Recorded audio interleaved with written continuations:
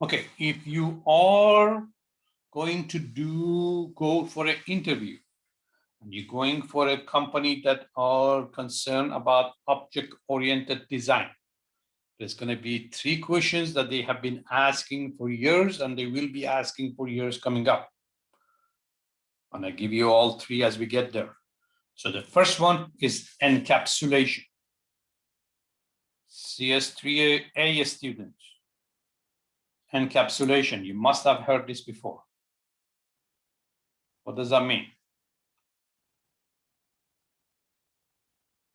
Very similar to the black box analogy, in which you're not really focused on the internal structure of how you're implementing it. Right. So as I said, if I go in a car and I push a start or turn my key to start the car, I don't have no idea what the internal data is happening inside my engine. All I know is I know how to start it. I know how to use my transmission. I know how to use my brake system, but I don't know the internal stuff. So the variables, the private data are not going to be accessible from outside, but there is going to be some methods to how to do that. So basically encapsulation is information hiding. We are in hiding the implementation of the details.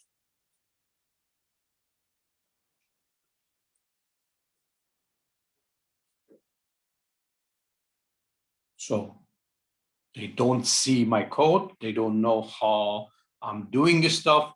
All they know is if they do this method, things going to happen. So I don't know how the records in DMB going to keep track of the name of a person for the car. I don't have no idea how they do it. All I know is if I tell them that I want to register this car, they're going to go and change it. I don't know what database they're using, where they're using it, how they're doing it. All I know is I can register in DMB. So some other examples of the object, and I want you guys to think about this, that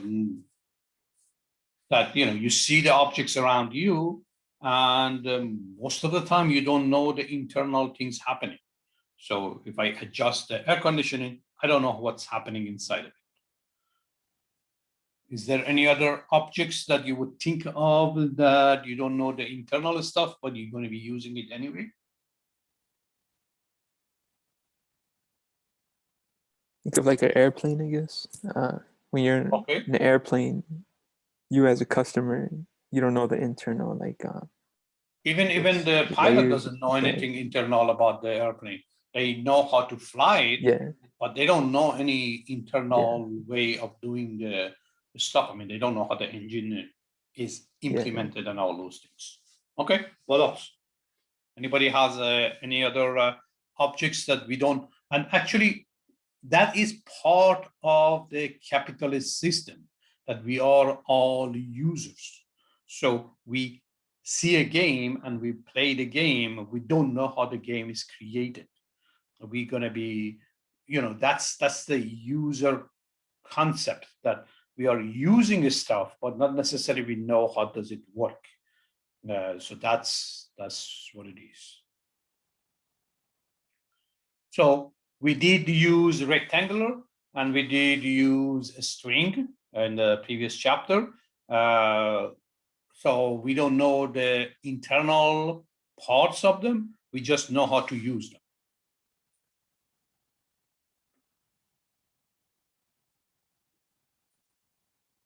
So let's go over this class for our counter that we are working on.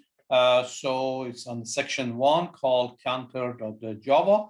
And please let me know if there is any area that you need more explanation. So we will talk about the comments that you're supposed to put it in the top of your program.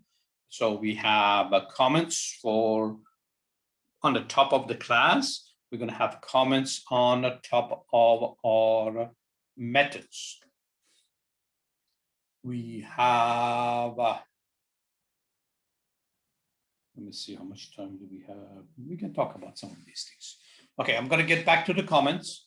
We're going to be writing comments to create our program more readable, but there is a way for Java and Python to automatically create documentation. So if somebody wants to use something of this class, if I want to go out there and write a class, maybe the first thing I want to do is check to see if somebody else has done this class. So you guys just go Google it and you find something out there.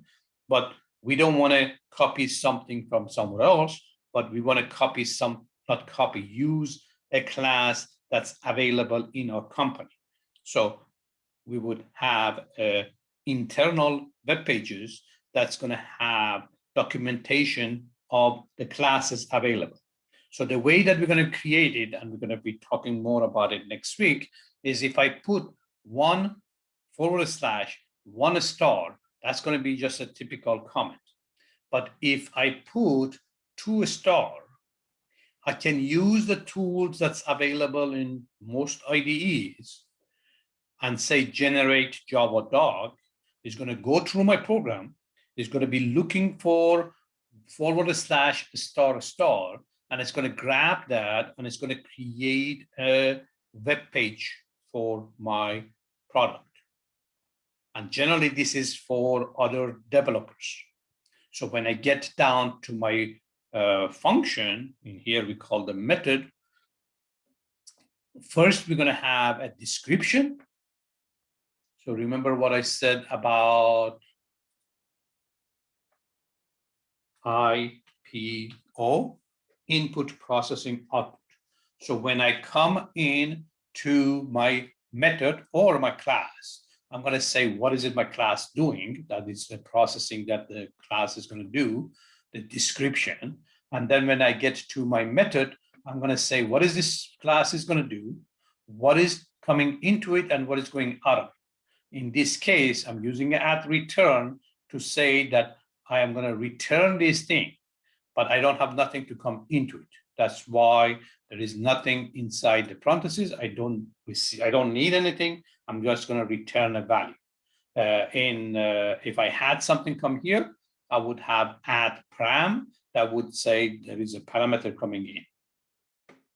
So we're going to be practicing on this next week. I just want to explain to you what it is that we have here right now. So we're going to have our methods. So I have 1, 2, 3 methods over here. The last one is a reset that we didn't talk about it, but who mentioned that? Was that Jose? Somebody said about the reset. So those are my methods that we have in this class. What else do we need? What other methods do we need? What is missing over here? You said decrease the number by 1. Well, that we are not going to do it for now. What else do we need?